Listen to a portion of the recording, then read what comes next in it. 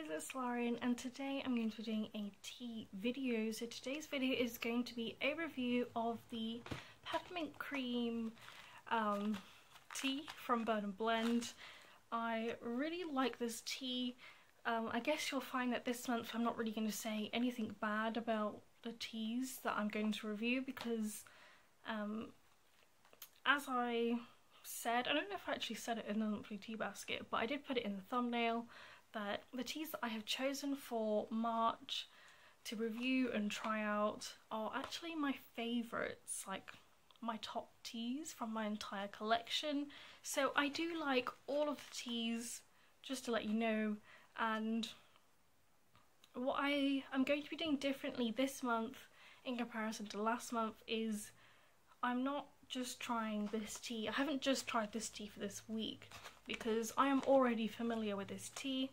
I'm already familiar with all of the teas because they are my favourites. So I know what they taste like, I know what they taste good with, and I'm just drinking them whenever I want to because that's what I want to do with this month.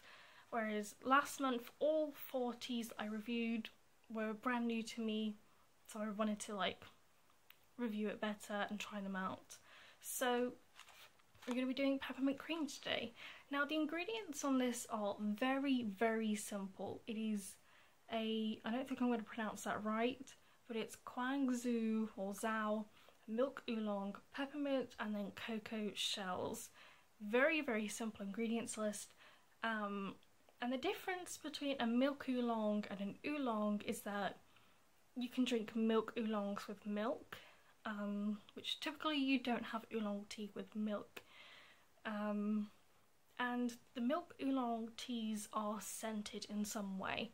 I do not know how that they do this, how they scent the tea, so I would check with Bird & Blend like if it's still vegan, because it does say milk and it is highlighted, and if you can see they highlight things that are like allergens, so I would check with the company if you are vegan and you are concerned about that, because I don't know how the scenting process works, but I think they do use milk, like actual milk, to do that.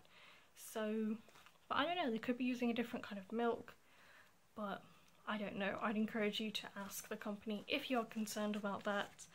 The tea smells really good, like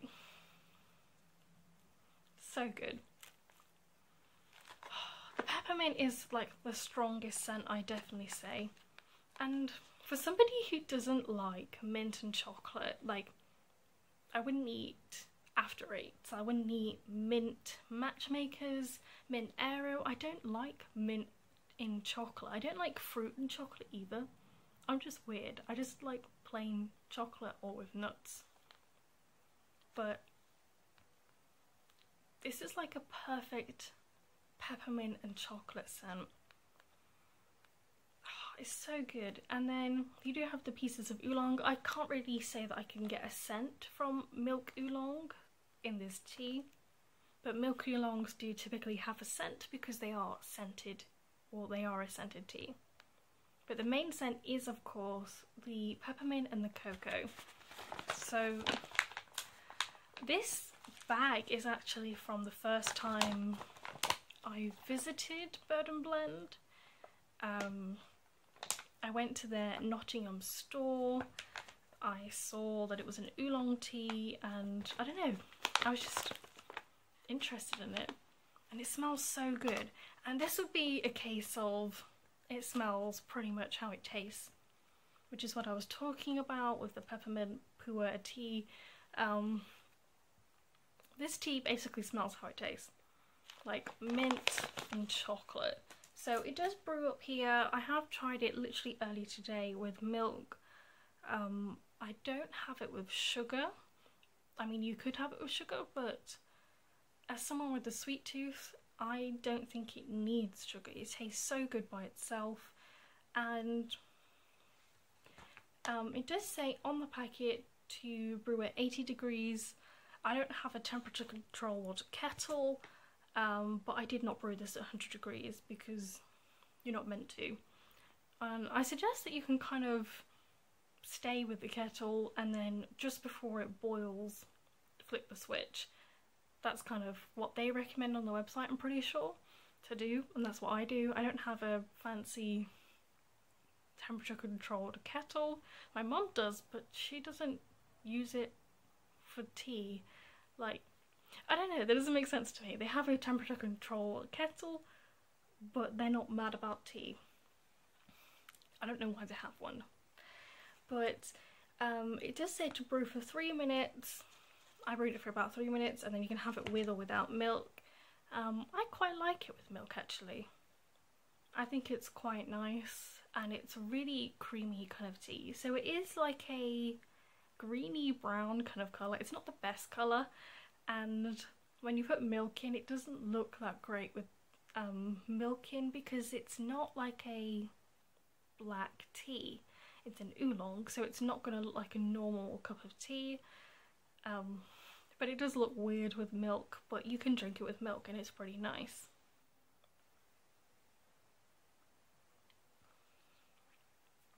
But this tea, if you can smell it in store, it's literally how it tastes.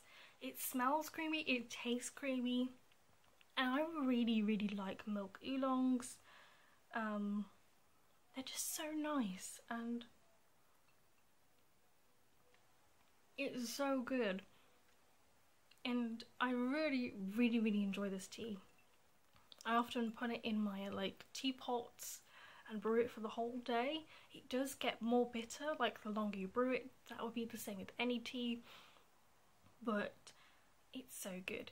I would say that I cannot taste the milk oolong. If you want to have like a tea where you can taste milk oolong, I would recommend checking out Bay Leaf, and they have a milk oolong. It's the only scented tea that they have, but it is a little bit expensive. I think it was like, I don't want to quote and just say because I haven't looked at the website in a very long time, but I'll link you to the haul or my hauls playlist from Bay Leaf where I picked it up. It was a long time ago, but I really enjoy milk oolongs. I don't really know of any other companies that have it by itself to get the full like milk oolong experience, but I would say this tastes it does taste creamy, which I guess would be the milk oolong kind of taste, but it's not very strong. The main taste is peppermint and obviously chocolate, and it's very nice. I think that if you brew it too long, the chocolate aspect, like the cocoa shells, will make it a little bit bitter, and the peppermint as well. So do be careful, make sure you don't overbrew it, or it can be too bitter. If it gets too bitter, I would recommend putting sugar in, of course. But I think that's all I have to say about this tea, because I don't have anything bad to say about it. I love all of the teas that I'm going to review this month. They are my favourites. I think it was roughly $5.90 for 50 grams. I would 100% recommend this tea to you guys. I drink it, well, I don't drink it a lot because I have my monthly tea basket in place, so I can drink through a lot of my tea because I have an insane amount of tea, but I really, really love it. I've been drinking this a lot just this week, and along with some of the other teas, but I would buy a tin, like a 150 gram tin. I feel like a 300 gram tin is a bit excessive, even for me, but I have a lot of tea. But I would 100% buy this in a tin next time when I run out, because it is beautiful. It's so, so good. Like, if you can definitely get to a store near you and smell it, I definitely recommend doing that. My closest store is Nottingham, which isn't that far away from where I live, but it's a bit far to go and stuff for a tea. But I highly recommend this tea. Next week I'm going to be doing the Bonfire Toffee tea. I love that tea as well. I love all of these teas very, very much. But I will be doing the Bonfire Toffee next week. So that is it for this video, because it's starting to get a bit long. So thank you guys so, so much for watching, and I will see you guys in my next video.